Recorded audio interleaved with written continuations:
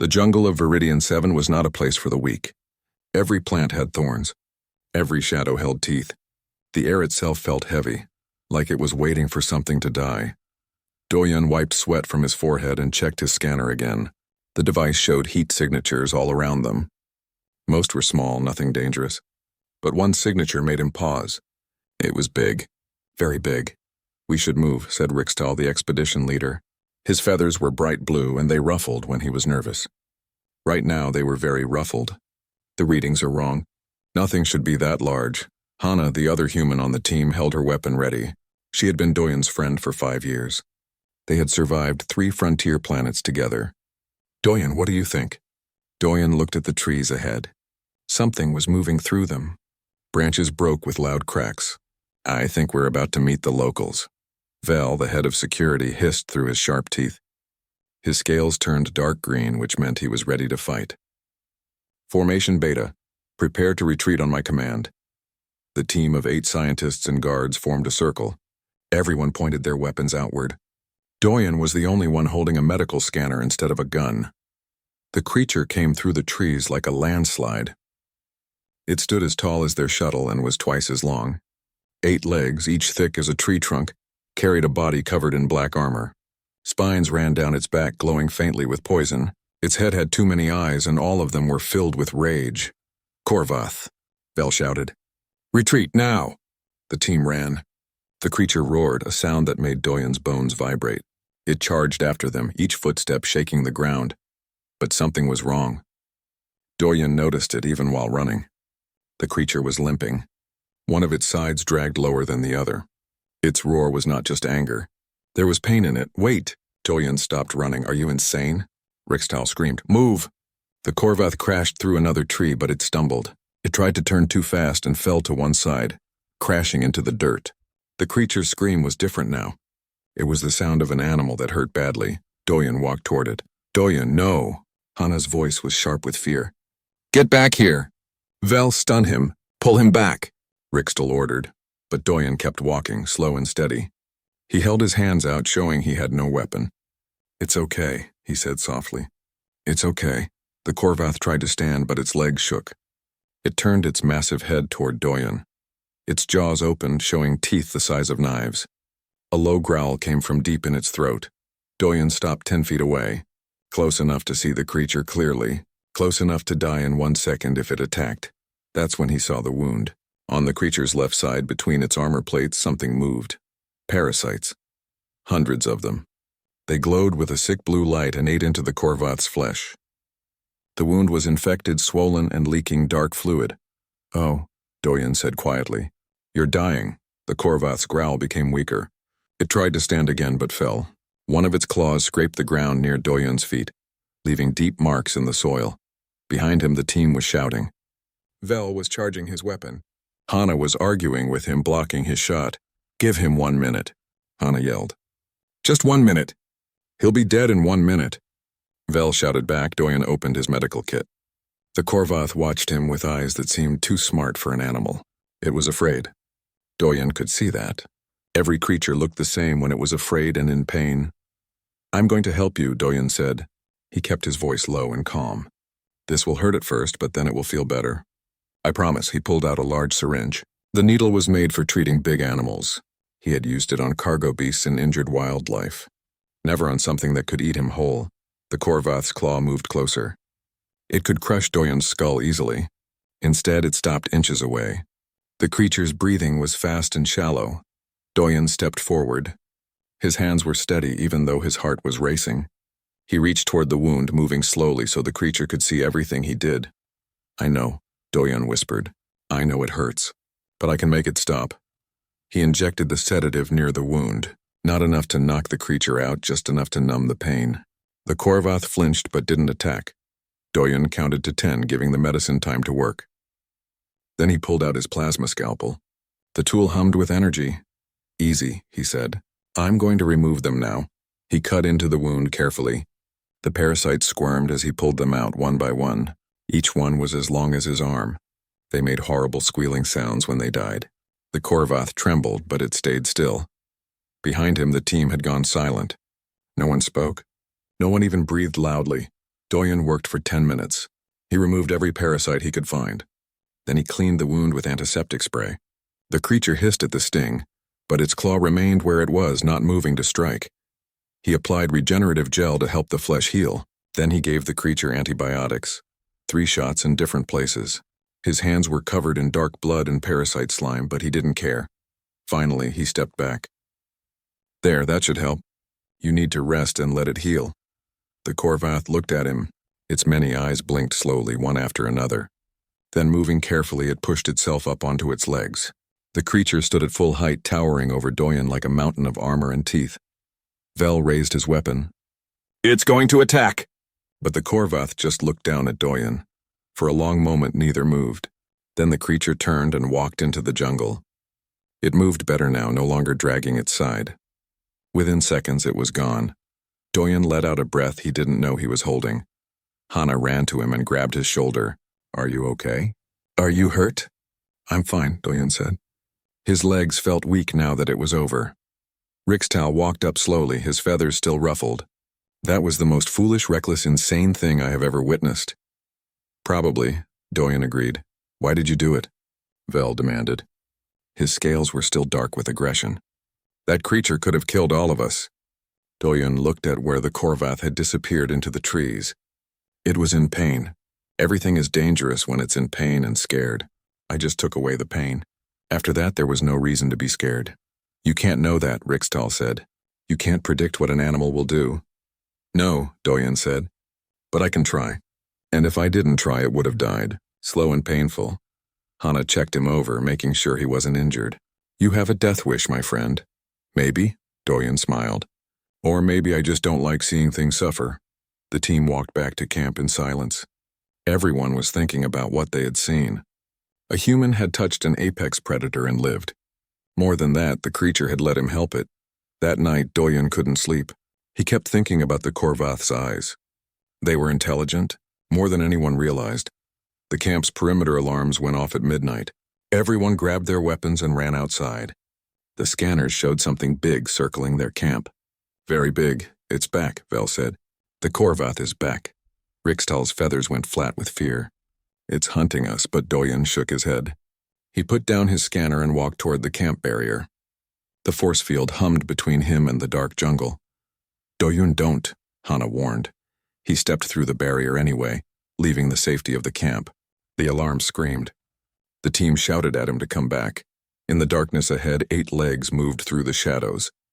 24 eyes reflected the camp's lights. The Korvath stepped into view. Doyen stood still and waited to see what would happen next. The Korvath stood 20 feet away. In the camp's lights, Doyen could see the wound he had treated.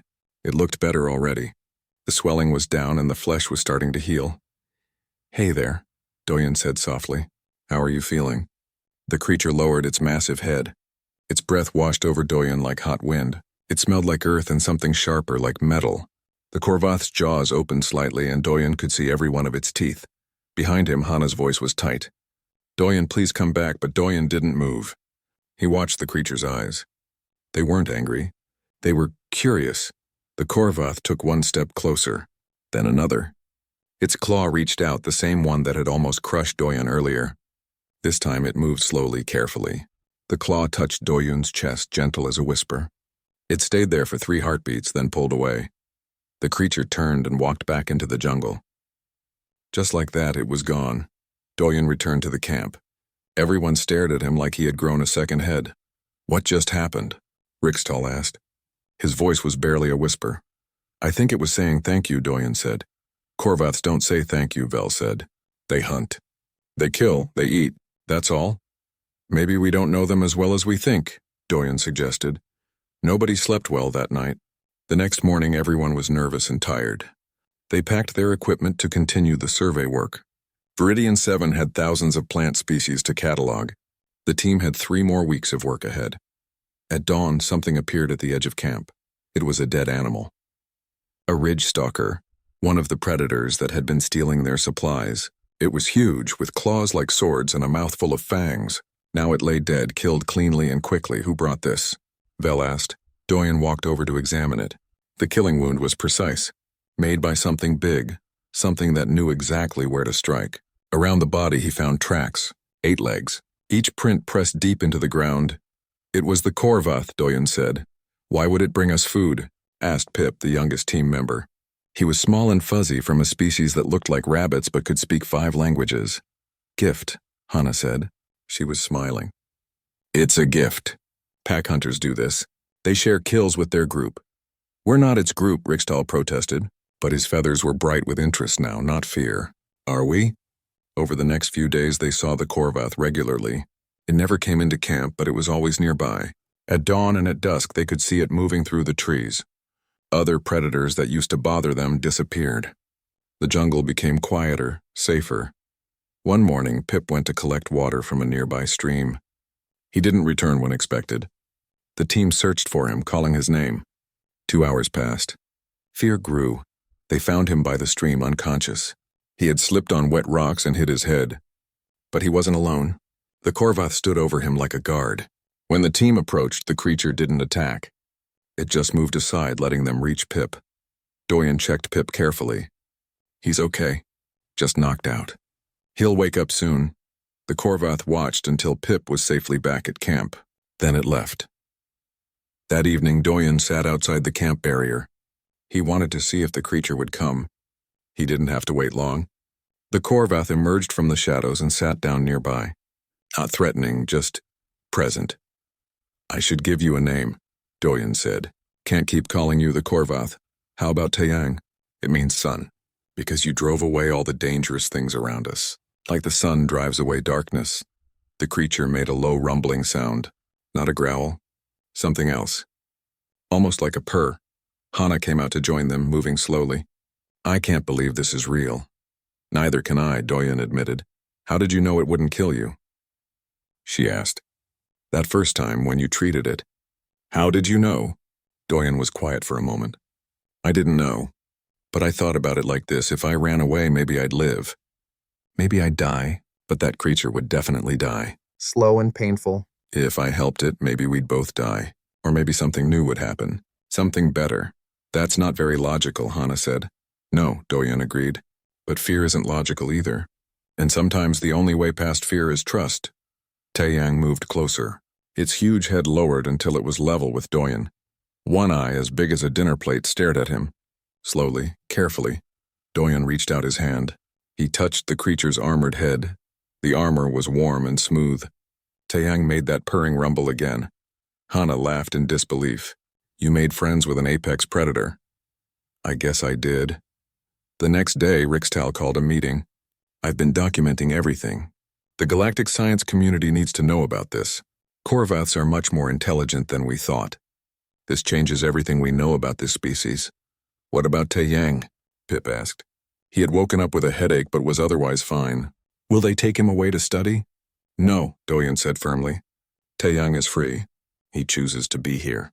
If he wants to leave, he leaves. No one captures him. No one studies him like a lab animal. Rixtal nodded. Agreed, we observe only. No interference, but their peaceful routine was about to end. That afternoon, an emergency signal came through on their communicator. Vel answered it and his scales went pale. There's a mining colony 200 kilometers north, Vel said. They're under attack, void spawn, hundreds of them. Everyone knew what void spawn were. Parasites from deep space. They traveled on asteroids and meteors. When they landed on a planet, they consumed everything. Plants, animals, soil. They left nothing behind but dead rock. How long do they have? Rixtal asked. 12 hours, Vel said. Maybe less. They're requesting evacuation, but there's 200 miners. We can't fit them all on our shuttle. What about military support? Hannah asked. 3 days away, Vel said. They'll all be dead by then. The team went silent. There was nothing they could do. They were scientists, not soldiers. They had no weapons strong enough to fight void spawn. No armor, no training. Doyen looked out at the jungle. He could see Taeyang in the distance, resting in the shade. Maybe there is something we can do, Doyen said slowly. What? Rixtal asked. What can we possibly do against a void spawn attack? Doyen walked to the camp's edge. He pulled up a holographic display, showing images of the mining colony and the void spawn. He didn't know if what he was about to try would work. He wasn't even sure if it made sense, but he had to try. Doyen stepped outside the barrier and walked toward Taeyang. The creature raised its head, watching him approach. "I need your help," Doyen said. He showed Taeyang the holographic images. Pictures of humans and aliens. Pictures of the void spawn attacking them. "These are my people. They're in danger. They need help." Taeyang looked at the images. Its head tilted, studying them. Could it understand? Did it know what Doyen was asking? The creature stood up. It raised its head and made a sound Doyen had never heard before. A deep, echoing call that rolled across the jungle like thunder. And then the jungle answered. From the trees came more shapes. 1 Korvath, then 2, then 5. They were huge, each one as big as Taeyang. They gathered around, looking at Doyen with dozens of eyes. Taeyang called again. The other creatures moved closer to Doyen, studying him. One of them, bigger than the others, lowered its massive head until it was inches from Doyen's face. This close, Doyen could see every detail. The scars on its armor, the intelligence in its eyes. The decision being made, the big Korvath pulled back. It turned toward the north, where the mining colony was. It roared long and loud. The other Korvaths roared with it. Hana's voice came from behind Doyen. "Did that just happen? Did you just recruit an army?" Doyen looked at the 6 massive creatures standing before him. "I think I did." "We need to move now," Vel said. "The colony doesn't have much time." Doyen turned to Taeyang. "Will you come with us? Will you help us fight?" Taeyang touched Doyen's chest with one claw, gentle as before. Then it walked toward their shuttle, the other Korvaths following. "I've transported cargo before," Hana said, staring at the creatures. "But I've never transported living tanks to a war zone." "First time for everything," Doyen said. They had 11 hours to save 200 lives. Loading 6 Korvaths into a cargo shuttle was not easy. Hana had to remove all the equipment and supplies to make room. Even then it was tight. The creatures had to fold their legs and lower their bodies to fit. Taeyang went in first, as if showing the others it was safe. The big one, which Doyen started calling Gaeonwu, hesitated. It looked at the shuttle's interior with what seemed like suspicion. "It's okay," Doyen said, standing at the ramp. "I'll be inside with you." "I won't leave you." Jianwu looked at him for a long moment. Then it climbed inside, each step making the shuttle groan. The other 4 followed. Soon all 6 Korvaths filled the cargo bay. Doyen climbed in after them. Hana grabbed his arm. "You're staying back here?" "With them?" "They're nervous," Doyen said. "New place, strange sounds. If I'm here, they'll stay calm. If something goes wrong up there, I can't come back to help you." "Then don't let anything go wrong," Doyen smiled. The shuttle's engines powered up. The Korvaths shifted, their armor scraping against metal. Taeyang made a worried sound. "Shh," Doyen said, sitting down next to Taeyang's massive head. "It's loud, I know. But it's taking us to the people who need help. Just like you helped Pip." The shuttle lifted off. The Korvaths rumbled nervously as the floor tilted. Doyen kept talking to them, his voice steady and calm. He told them about the mining colony, about the families there, about why they needed to fight. He didn't know if they understood his words, but they seemed to understand his tone. Gradually, they settled down. In the cockpit, Hana pushed the shuttle to maximum speed. Next to her, Rixtal monitored the communication channels. The mining colony was still sending distress calls. "They've lost the outer perimeter," Rixtal said. "The void spawn are inside the main compound now. They're down to their last defense barrier." "How much time?" Hana asked. "Maybe an hour." "The barrier is failing." Vel checked his weapons again. He had everything he could carry.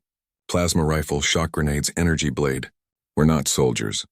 Even with the Korvaths, we might not be enough." "We have to try," Pip said. He was scared, but determined. "Those are people. We can't let them die." The journey took 40 minutes. Through the shuttle's cameras, they could see the mining colony ahead. Smoke rose from several buildings. The defense barrier flickered like a dying light. And everywhere, covering the ground like a living carpet, were the void spawn. They looked like insects mixed with nightmares. Each one was the size of a dog, with too many legs and mouths full of rotating teeth. They moved in waves, climbing over each other to reach the barrier. Where they touched it, the energy sizzled and sparked. "There are thousands of them," Rixtal whispered. Hana brought the shuttle in low over the colony. The void spawn noticed and started jumping at them, trying to reach the ship. Some made it, clinging to the hull with their claws. The shuttle rocked and shuddered. "Cargo bay opening in 10 seconds, Hana announced. "Doyen, get ready." In the cargo bay, Doyen stood up. The Korvaths rose with him, suddenly alert. They could smell something outside. Something wrong. Listen to me, Doyen said, looking at each creature. Those things out there, they hurt people.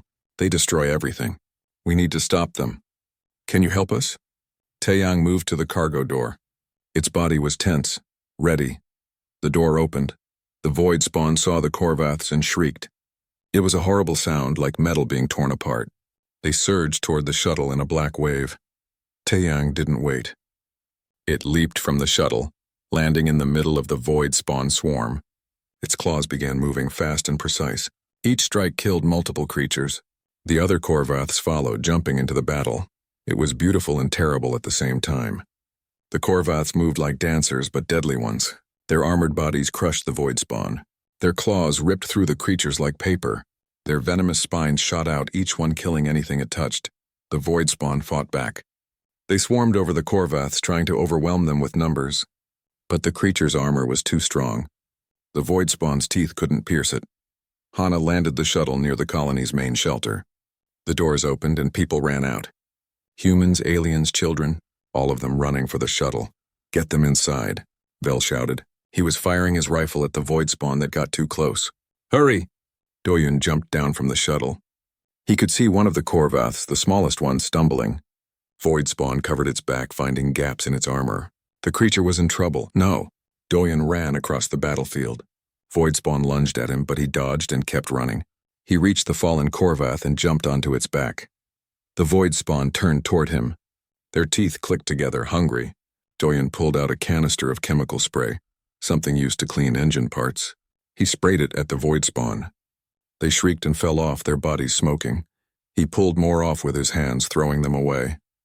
Some bit him, tearing through his suit. Pain shot up his arm, but he didn't stop. He kept pulling them off one by one.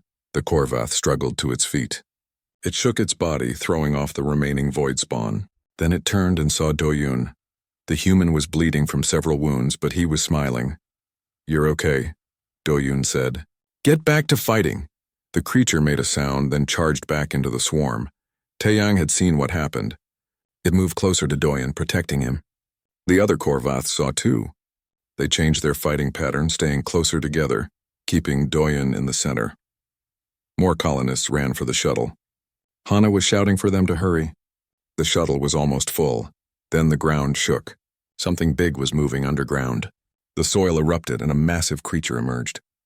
It was 3 times the size of a Korvath, with a body like a worm and a head full of grinding teeth. A void spawn queen. Oh no, Pip whispered. The queen roared. More void spawn poured from the hole it had made. They came in waves, endless and hungry. Jeonwoo, the biggest Korvath, charged at the queen.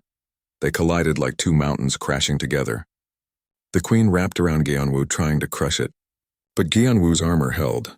It stabbed at the queen with its claws, finding soft spots between the creature's segments. The other Korvaths joined in. It became a massive brawl, armor against teeth, strength against hunger. Doyen saw more colonists trapped in a building. The void spawn were breaking through the walls. Hana, there are more people. The shuttle's full. Hana shouted back. I need to take off and come back. There's no time. Fel appeared next to Doyen. Then we fight. We give them time. He handed Doyen a spare weapon. Do you know how to use this? Point and shoot? Good enough. They ran toward the building, firing at every void spawn in their way. Behind them, the Korvaths were still fighting the queen. The battle was chaos, noise, and death. Doyen reached the building and kicked the door open. Inside, 20 people huddled together. Adults holding children. The elderly helping each other stand. Come on, Doyen yelled. We're getting you out, they ran. Doyen and Vel covered them, shooting at the void spawn that came too close. The colonists made it to an empty storage building, safer than where they were. Stay here, Doyen told them. The shuttle will come back. The shuttle lifted off, full of survivors. It would be back in 10 minutes. 10 minutes of fighting. 10 minutes of surviving. Doyen looked at the battle. The Korvaths were winning against the queen, but barely. They were tired, wounded, and the void spawn kept coming. Taeyang was covered in black blood, not its own. It saw Doyen and made a sound. Not pain, something else. A question. Keep fighting, Doyen shouted. We're not done yet. Taeyang roared and charged back into the swarm. The other Korvaths followed. They fought like they would never stop, because Doyen asked them to, because he had helped them first. And in that moment, watching these massive creatures fight to save people they didn't know, Doyen understood something. This wasn't about humans and animals. This wasn't about intelligence or civilization. This was about choosing to help when help was needed. That's all it had ever been. The queen screamed as Geonwu's claws found its brain. The massive void spawn shuddered and died. The other void spawn, losing their leader, began to scatter. The Korvaths didn't chase them. They were too tired. They gathered together, breathing hard, bleeding from wounds in their armor. Doyen walked to them. "Thank you," he said. "Thank you so much." Taiyang lowered its head, touching Doyen's chest gently. The same gesture from before. The shuttle was coming back. They had won, but the cost had been high. And Doyen knew this wasn't over yet. The battle was over, but the work had just begun. Bodies of void spawn covered the ground like a black carpet. The mining colony was damaged but standing, and the Korvaths were hurt. Doyen moved from one creature to another, checking their wounds. Taiyang had deep cuts between its armor plates. Jianwu's left legs were burned from the queen's acid. The smallest one, which Doyen now called Mina, had a broken spine that hung loose. "I need medical supplies," Doyen called out. "Everything we have." The colonists brought what they could. Bandages, antiseptics, surgical tools. It wasn't made for creatures this big, but Doyen would make it work. He started with Mina because her wound was the worst. The broken spine could get infected. Doyen carefully removed it, cleaned the wound, and sealed it with medical foam. Mina made whimpering sounds, but she stayed still, trusting him. "You're very brave," Doyen told her. "Just a little more." Hana was helping evacuate the last colonists. The shuttle made 3 more trips, taking people to a safe zone 20 kilometers away. Rixtel coordinated everything, making sure everyone was accounted for. Vel stood guard, watching for any void spawn that might return.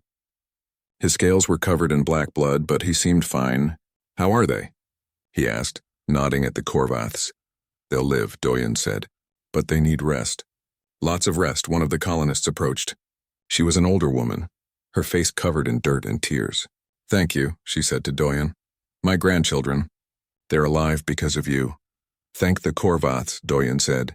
"They did the fighting, but you brought them here. You asked them to help." She looked at Taiyang. "How did you do it? How did you make them understand?" Doyen was quiet for a moment, thinking about the question. "I think they already understood. They just needed someone to ask nicely." The woman smiled through her tears. She walked up to Taiyang slowly. The huge creature watched her but didn't move. She placed her hand on its armored leg. "Thank you," she whispered. Taiyang's eyes blinked slowly. It lowered its head toward the woman, gentle and careful. More colonists came forward. They brought food, water, anything they could offer. Some just touched the Korvaths, showing gratitude. The creatures accepted it all calmly, as if they understood what was happening.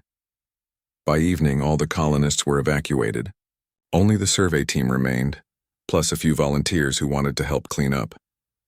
The Korvaths rested in the shade of a damaged building, their wounds treated and healing. Doyen sat next to Taiyang, exhausted. His arm hurt where the void spawn had bitten him. Hana had bandaged it, but it still throbbed with pain. "You did good today," Hana said, sitting next to him. She handed him a ration bar. "Eat. You need energy." Doyen ate mechanically, not really tasting it. 3 Korvaths are badly wounded. If we had been 10 minutes later, some of them might have died. But they didn't. We made it in time. "This time," Doyen said. "What about next time? What if there's another attack somewhere else?" Hana looked at him carefully. "You're thinking about something." "What is it?" "I'm thinking that maybe this doesn't have to be a one-time thing," Doyen said slowly. "What if we could do this again? Help people, I mean. With the Korvaths. You want to make this permanent? A team? Why not? There are so many frontier colonies, so many places that need help. The military can't be everywhere, but we could be." "That's a crazy idea," Hana said. Then she smiled. "I like it." Rixtel had been listening. He walked over, his feathers bright with excitement. "The Galactic Council would want to hear about this. An alliance between humans and Korvaths. It's unprecedented. The Council would want to study the Korvaths," Doyen said. "Put them in labs. Figure out how they think. I won't let that happen." "Then we present it differently," Rixtal suggested. "Not as test subjects, but as partners, equals. Vel joined them. The galaxy won't accept it easily. Many species see Korvaths as monsters. They saw the same thing today that we did, Pip said. He had been quiet all day, still recovering from the fear of battle. They saw the Korvaths save them, save their children. No one who was here today thinks they're monsters. A communication signal came through. Rixtal answered it. A hologram appeared showing a tall figure in official robes. This is Counselor Thane of the Galactic Emergency Response Division. We received reports of a void spawn attack. What is your status? The attack is over, Rixtal said. All colonists are safe. How? Our nearest military unit is still 2 days away. Rixtal glanced at Doyen, who nodded. We had help. Local wildlife. Local wildlife. Thane's voice was skeptical. Explain. Rixtal turned the hologram to show the Korvaths resting nearby. These are Korvaths, Counselor. 6 of them fought alongside us. They killed a void spawn queen and saved 200 lives. Thane was silent for a long moment. That's impossible. Korvaths are not cooperative species. They are now, Doyen said, stepping into view. At least these ones are. Who are you? Doyen Kang, xenobiologist and medic. And you're claiming to have tamed these creatures. No, Doyen said firmly. I didn't tame them. I helped one and it chose to help me back. Then it brought its family. We asked them to help save the colony and they chose to do it. Chose? Thane sounded doubtful. You believe these creatures have that level of cognition? I know they do. I've seen it. Thane studied Doyen through the hologram. The council will want a full report, and they'll want to meet these Korvaths. Only if the Korvaths agree, Doyen said. They're not prisoners. They're free to leave whenever they want. That's highly irregular. So is everything that happened today. After the call ended, the team sat in silence. The sun was setting, painting the sky orange and red. The Korvaths were sleeping now, their breathing slow and steady. What do you think will happen? Pip asked. The council will try to control this, Vel said. They always do. They'll want rules, procedures, oversight. Let them try, Hana said. Doyen and the Korvaths don't follow rules. They follow something better. What's that? Pip asked. Instinct, Doyen said. The instinct to help when something is hurt. To fight when something threatens the innocent. That's not something you can put in a rulebook. Taiyang stirred, waking up. It looked at Doyen and made a soft rumbling sound. Doyen walked over and sat next to it. You saved a lot of people today, Doyen said. You're a hero. Do you know that? Taiyang touched Doyen's chest with one claw. The same gesture, gentle and careful. Then it closed its eyes and went back to sleep. Over the next 3 days, the colony began to rebuild. The survey team helped where they could. The Korvaths stayed close, still recovering from their wounds. People from the colony visited them often, bringing offerings of food and gratitude. On the 4th day, a ship arrived. It was bigger than their shuttle, with official council markings. Counselor Thane stepped out, along with a dozen officials and scientists. I've come to see these Korvaths for myself, Thane said. Doyen led them to where the creatures were resting. Taiyang and the others stood up as the strangers approached. Their posture was defensive, ready to fight if needed. It's okay, Doyen said to them. These people want to meet you. Thane stared at the Korvaths in awe. They're magnificent. I've read reports, but seeing them in person. He turned to Doyen. How do you communicate with them? Mostly through actions. Body language. Tone of voice. They understand more than you'd think. One of the scientists stepped forward holding a scanning device. May I? Jianwu growled, low and threatening. The scientist jumped back. Don't move suddenly, Doyen advised.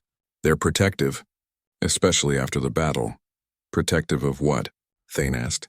Of me, Doyen said. And of each other. Their family. Thane watched as Doyen walked among the Korvaths freely.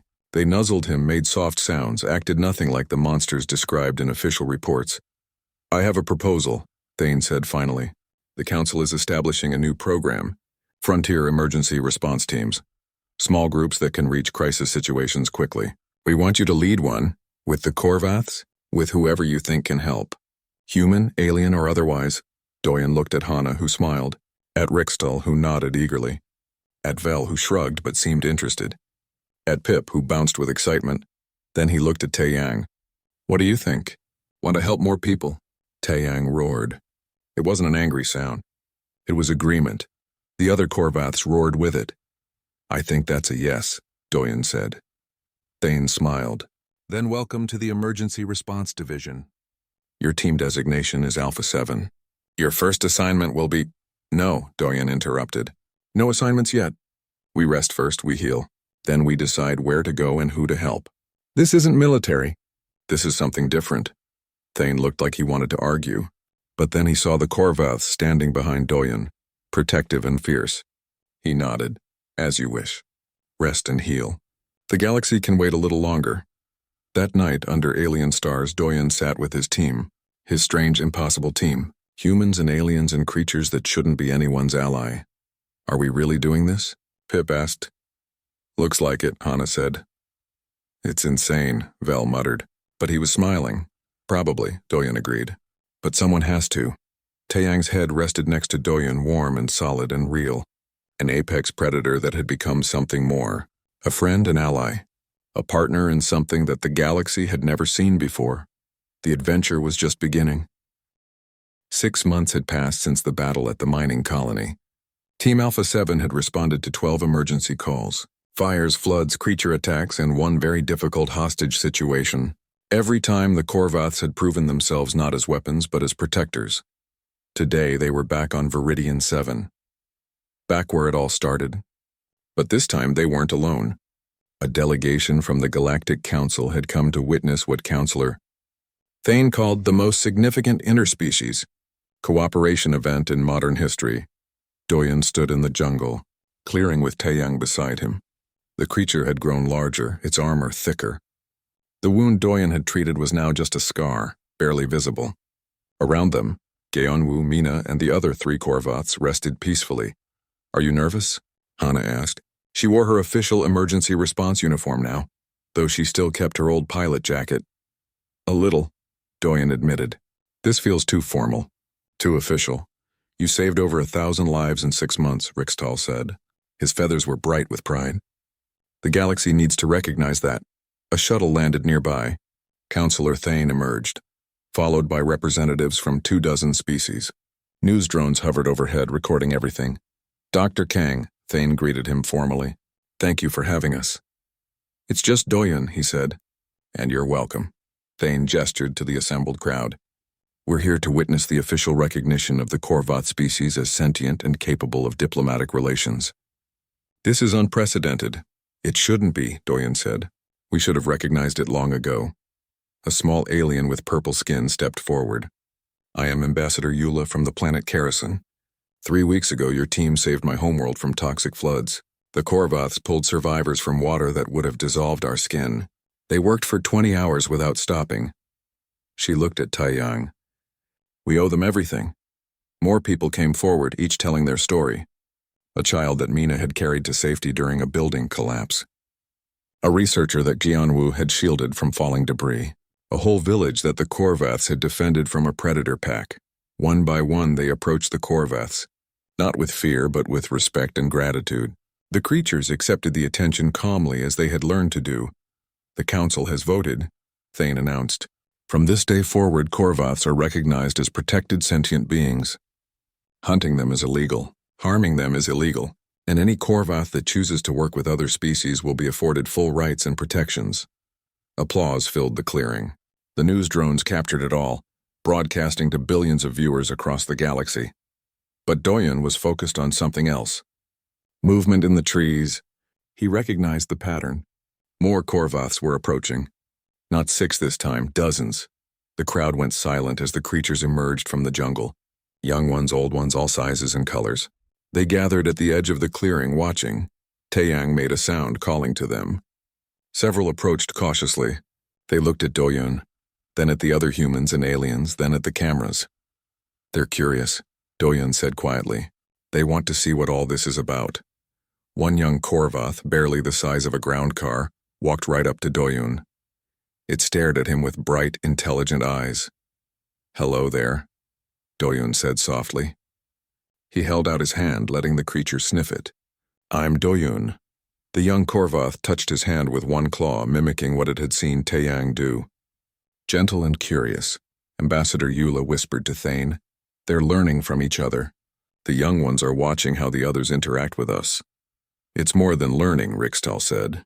He had been studying the Korvaths for months now. It's culture.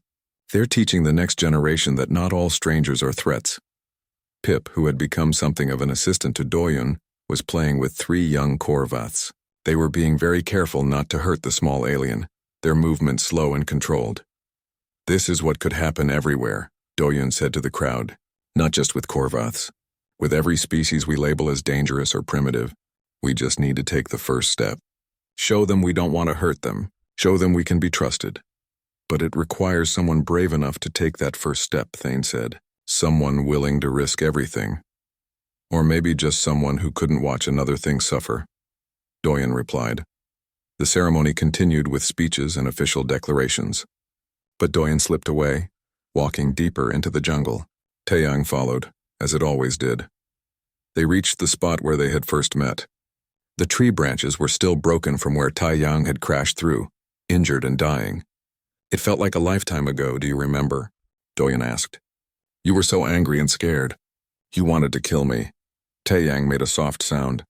I was scared too, but I'm glad I helped you. I'm glad you trusted me. Doyun sat down, leaning against a tree. Everything changed that day, for both of us. The creature lay down next to him, its massive body a warm presence. They sat in comfortable silence, listening to the jungle sounds. Hana found them an hour later. There you are. They're looking for you. Something about a medal ceremony. I don't need medals, Doyun said. I know, but they need to give them. Let them feel like they're doing something important. She sat down on Taeyang's other side. Can you believe this is our life now? 6 months ago we were just doing plant surveys. Do you miss it? The simple work? Are you kidding? This is the best thing I've ever done. Flying a team of heroes around the galaxy. Saving lives? It's better than any dream I had. Vel emerged from the trees, looking uncomfortable in his dress uniform. I have been ordered to retrieve you. The council is getting impatient. Let them wait a bit longer, Doyun said. I'm having a moment. Vel sat down too. Then Rixtal appeared. Then Pip.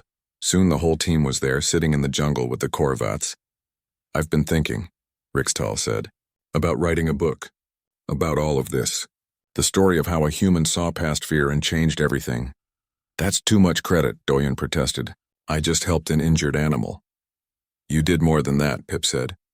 You showed everyone that different doesn't mean dangerous. You proved that understanding is possible, even with creatures we thought were mindless. The galaxy is already changing, Vel added. 12 other frontier teams have been formed. Some have started working with local predators. 2 have made contact with species we thought were non-sentient. And it's because of what you started, Hana said. What you and Taeyang started. Doyun looked at his team. His family. Human and alien and everything in between. I didn't do it alone. None of us did. That's the whole point. Together we can do impossible things. They finally returned to the ceremony. Doyun accepted his medal with grace, though he felt awkward about it. The real reward was seeing the young Korvaths playing with alien children, no fear on either side. That evening, as the delegation prepared to leave, Thane pulled Doyun aside. I have a question. That first day when you treated Taeyang, you couldn't have known it would work out. You couldn't have known the creature wouldn't kill you. So why did you do it? Doyun thought about the question. I think it's because I couldn't live with myself if I didn't try. That creature was dying in pain. If I had walked away, I would have been haunted by it forever. At least if I tried and died, I would die knowing I tried to help. That's very human, Thane observed, is it? I think it's just being decent. Any species should want to help something that's suffering. Perhaps. But humans seem to have a special talent for looking at something terrifying and seeing a friend instead of a threat. Doyun smiled. Maybe that's our gift to the galaxy. We see potential instead of danger. We see what could be instead of what is. The galaxy is better for it, Thane said. As the sun set on Viridian 7, Doyun stood with Taeyang overlooking the jungle. In the distance he could see the other Korvaths moving through the trees. Some were alone. Some were with their families. All were safe now, protected. You know what I realized? Doyun said to Taeyang. Every creature in this universe wants the same basic things. Safety, food, family, purpose. It doesn't matter if you have 2 legs or 8. If you have feathers or scales or armor, we all want to survive. We all want to matter. Taeyang touched Doyun's chest, that familiar, gentle gesture.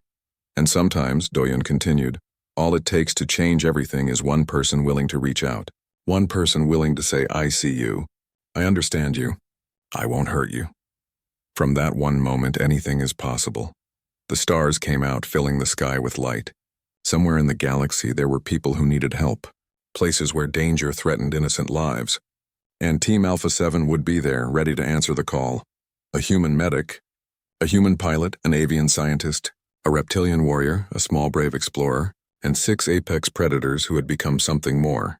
They were proof that the impossible could become real, that fear could become friendship, that enemies could become family, and that sometimes the most dangerous thing in the galaxy could become your greatest ally. All it took was someone brave enough, or perhaps crazy enough, to try. Doyun scratched Taeyang's armored head, and the creature rumbled with contentment.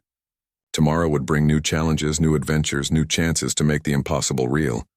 But tonight, under alien stars, they had everything they needed, each other, and the knowledge that they had changed the galaxy.